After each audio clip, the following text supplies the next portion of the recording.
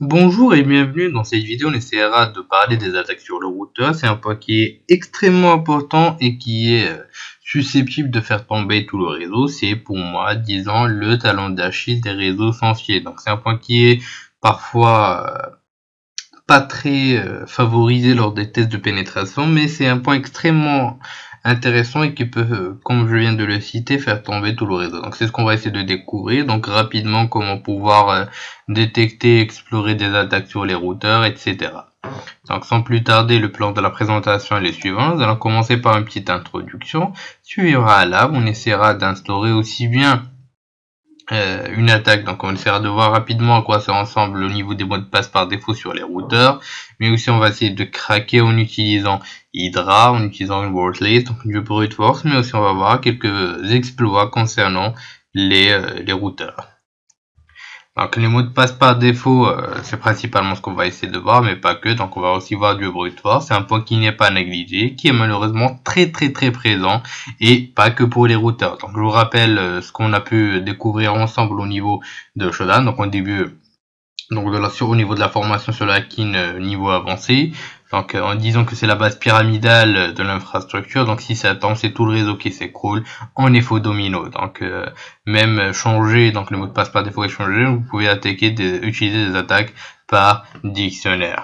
Donc comme incité, on ne va pas que utiliser les mots de passe par défaut, donc on va aussi voir quelques types d'exploits, mais aussi on va utiliser Hydra afin d'essayer de craquer l'accès à notre routeur. Donc sans plus tarder, allons découvrir tout ça ensemble en pratique. Donc une fois au niveau de Kaleinu, nous allons diriger directement vers le site Router Passwords. Donc vous pouvez aussi bien faire une petite recherche sur Google en tapant le nom de votre routeur suivi par Default Password, ou directement vous dirigez vers une base de données qui rassemble tous ces derniers tels que routerpasswords.com.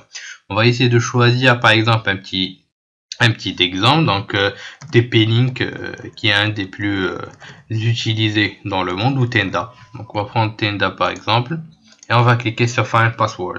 Donc automatiquement vous aurez la version du routeur, donc le protocole, donc l'adresse IP, le nom d'utilisateur et le mot de passe. Et ça continue pour tous les types de routeurs. Donc on va prendre des D-Link par exemple. Donc on va faire un find. Donc vous avez ici le routeur, le modèle, donc le protocole même, le nom d'utilisateur et le mot de passe. Donc comme vous pouvez le voir.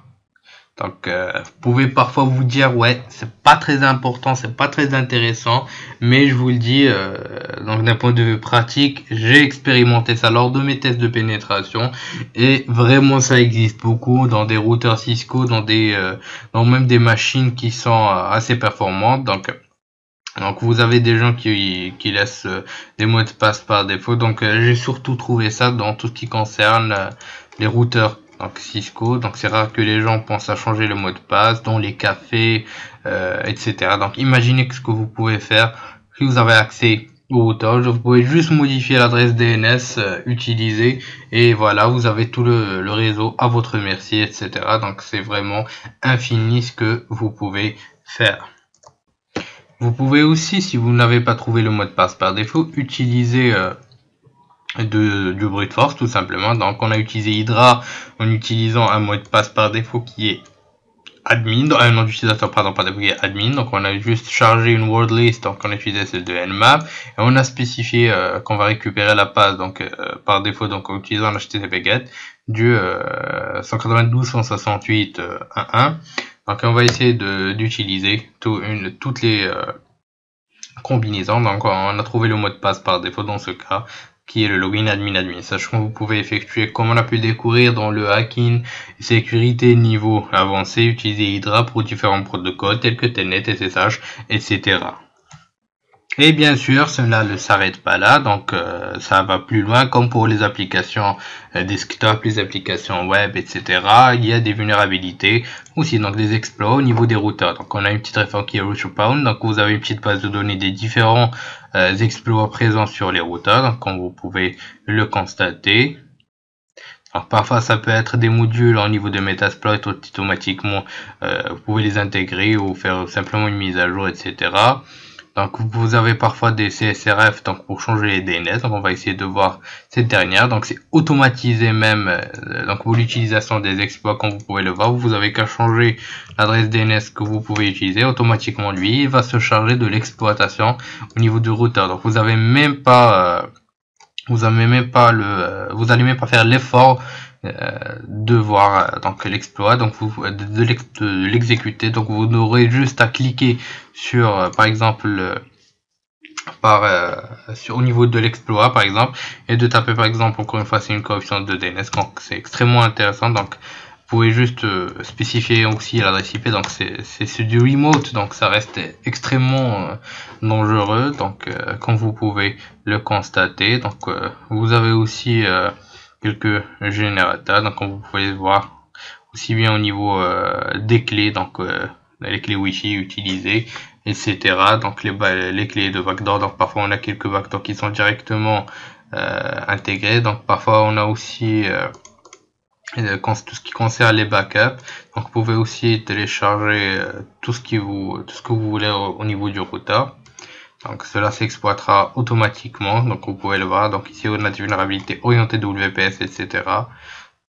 Donc vous pouvez aussi voir avoir quelques informations. Donc c'est des white papers si on veut concernant la sécurité des routeurs. Vous avez aussi des vulnérabilités orientées hardware, etc. On va revenir vers Home, on va prendre juste rapidement un petit exemple de D-Link. Donc ici vous avez toutes les vulnérabilités concernant ce dernier. Donc cela reste une ressource qui est extrêmement intéressante et qui peut vous être extrêmement utile lors de vos tests de pénétration. Donc comme vous pouvez le constater, c'est extrêmement dangereux et ça vous permet aussi d'automatiser l'exploitation. Et après, une fois que l'exploitation aura abouti, vous pouvez télécharger l'exploit, l'ajouter à votre rapport, etc. Donc c'est vraiment une base de données extrêmement riche et qui est toujours mise à jour. Donc cela reste quelque chose d'extrêmement important. Bien sûr, vous avez aussi Exploit Database qu'on a pu découvrir ensemble, mais bien sûr, quand vous avez ainsi spécialisé dans quelque chose, c'est un avantage pour vous, c'est un regroupement d'informations, donc comme vous pouvez le constater. Pendant cette présentation, nous avons pu découvrir différents types d'attaques au niveau des routeurs, aussi bien en utilisant des mots de passe par défaut, mais aussi des attaques par dictionnaire utilisant Hydra. Nous avons aussi pu avoir rapidement une petite découverte en utilisant donc, le site RouterPound, qui est une base de données sur les exploits orientés routeurs, qui nous permet d'automatiser l'exploitation des vulnérabilités orientées routeurs. Donc cela vous permettra de gagner beaucoup de temps, mais aussi c'est une base de données centralisée qui va vous permettre aussi bien d'automatiser, mais aussi de trouver rapidement des vulnérabilités au niveau des routeurs utilisés, donc des différentes marques, on a pu le découvrir.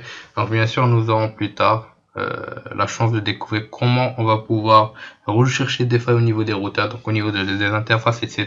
lors des vulnérabilités orientées web et exploitation, mais aussi on aura la chance d'étudier exactement une mise en situation dans le module mise en situation. Donc nous allons pouvoir explorer d'une façon extrêmement précise et pentester un réseau d'entreprises qui sera parfaitement bien fait. Donc je vous dis merci de votre suivi, à la prochaine vidéo sur Alpha.